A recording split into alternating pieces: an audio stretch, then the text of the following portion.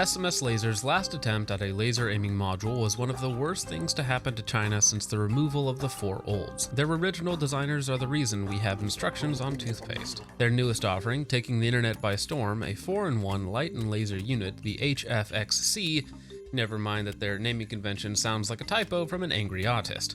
For me, the 4-in-1 is the holy grail or the monkey's paw of illumination instruments. The idea of having all of your lights and lasers in a single, relatively lightweight and compact box is an attractive alternative to the menagerie of multiple lights and lasers and their associated tape switches. Now, I'm not OCD about cable management, but some of you people out there are nuts, and having a single solution removes most, if not all, of those concerns. So is the SMS Laser HKFC the 4-in-1 unit to end all units? The box to break the box? Not really, but it is really good for the money. Full disclosure, SMS tried to send me a new one a couple of times, but I said no and bought this unit with my own money. I think I spent about $240 or so with the unit shipped to my door, making it one of the cheaper units out there and probably the highest feature per dollar that you can buy. Along the way, I have provided them some feedback on the unit as it has some egregious ergonomic issues and performance quirks. Getting into the basics, we have a roughly 8.5 ounce aluminum box holding our white light, IR-based laser illuminator, IR laser, and visible green laser. Talking about controls, we have two buttons up front that work for all modes to increase and decrease the power output. They also need to be used to unlock the unit when you first get it out of the box so you can access the full power mode. They are mounted all the way forward on the unit, which is not my favorite, but we'll get to fixes a little later. The rotary dial masquerading as our mode selector has an IR side and a Viz side for the different combos that you can use, and all the way at the back we have a strobe function for some reason. Again, the power buttons work for all modes, and each mode will remember the last setting, so you can have a maxed out white light and a medium IR laser and illuminator with the flip of a switch. Moving back, we have our fire button. It's a small exposed rubber button that does work, but it's not placed great. Talking about the turrets, we have two diminutive turrets with detent style clicks for adjusting windage and elevation on the co-aligned IR and Viz lasers. The clicks are very positive and can be adjusted with a knife, casing, or small flathead screwdriver. Now, you may notice the odd mounting position of the body, and that is because the IR and Viz lasers are basically concentric to the bore of your rifle, meaning that windage should always be on and no nonsense constant offset or converging zeros when it comes to windage. For the elevation, just set it wherever you feel the most comfortable inside of 200 yards or so, but the white light and IR illuminator conspicuously hang off the left side of your rail. The fire button is also on the left side of the body, so it's a bit of an awkward reach around for me, but we've all been there. Talking about the mount itself, we have two decent cross bolts clamping the body to the rail and a recoil lug on the bottom for additional zero retention. SMS Laser has had a big issue in the past with wandering zero on their earlier units. At the back of the unit, we have our crane plug, so you can use the included tape switch, which is fine, or any other option on the market.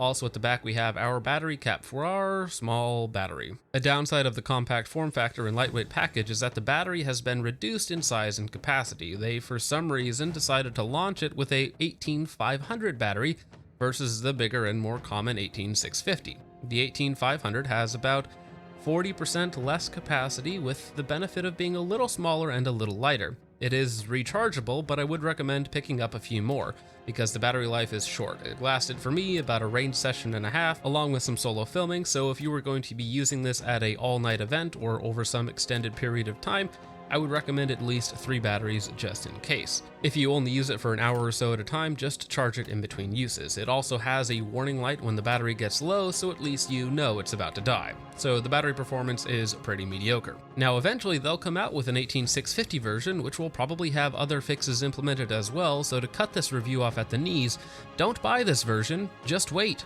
But how's the rest of the performance? Well, once it's unlocked, it's the real deal. Full power laser-based IR illuminator, full power lasers, and a decent white light.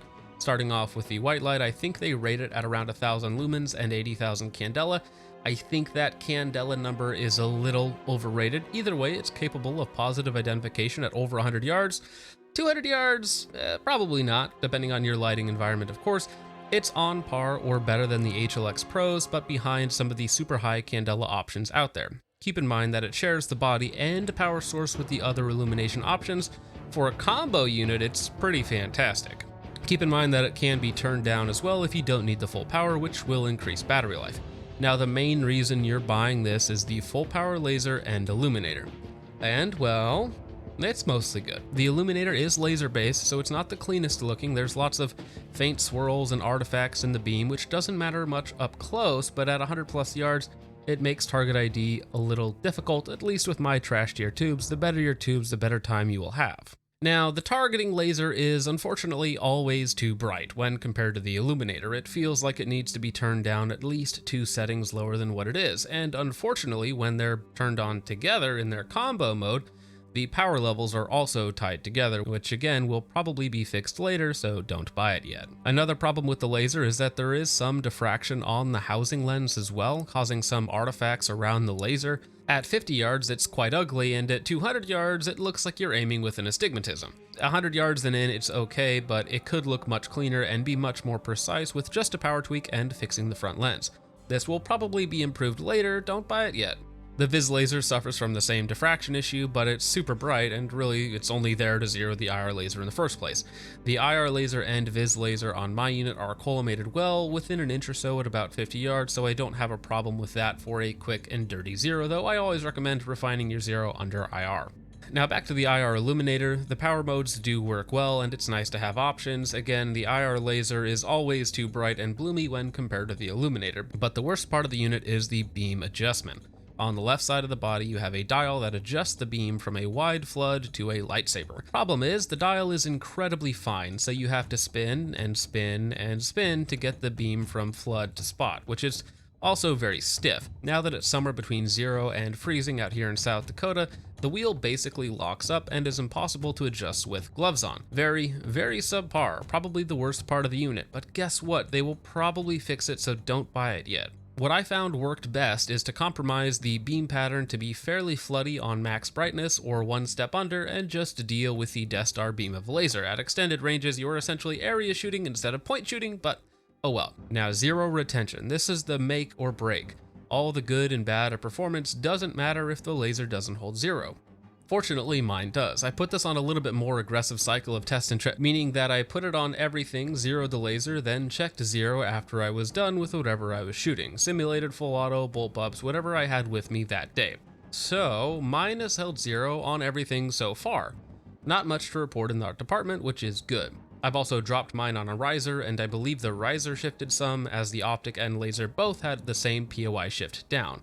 But again, the unit has held up so far. Now, I was asked in another video if I trust the unit, and trust is a very strong word. SMS Laser is a very new company bringing products to market very quickly, and there's good and bad with that. The HQRF has most of what I want on paper, but doesn't execute any of it particularly well. And then we talk about quality control. While my unit does what it does, I have talked to other people who have had zeros wander, differing brightness levels, and other issues. So do I trust my unit? Kind of. Do I trust your unit? Not really. It needs a lot more time and ironing out of issues before I could ever fully recommend it. They are aware of issues, both performance related and ergonomic related, and are planning on implementing fixes. So while for $250 it's the best option out there bar none, it's in theory going to be even better. The changes I've talked about with them and am fairly confident will be implemented at some point in the future are as follows. The ability to independently tune the IR illuminator and IR laser power to best utilize them together. Fixing the diffraction issues with the lasers to further clean up the image. Switching from a side-mounted dial that is ergonomically egregious to a top-mounted switch that the user can quickly push forward and back like the mall to swap between spot and flood on the fly. A relocated fire button to be more ergonomic for right-handed shooters, and probably a few other tweaks as well. The unit that I have here is certainly a good value, and if you get one that holds zero and doesn't die, while certainly flawed, it is a legit good budget option that can be used standalone or with a dedicated white light as a backup. The unit that the HLMNOP could turn into with the aforementioned fixes implemented is a truly killer unit, provided they can get QC and performance down pat, but that's the hard part. Anyone can make a good design on paper, it's hard to make that design a reality. For the money, you can't do better. I would put it head and shoulders above the Somo gears and anything civilian powered, and nothing comes close to price to performance wise.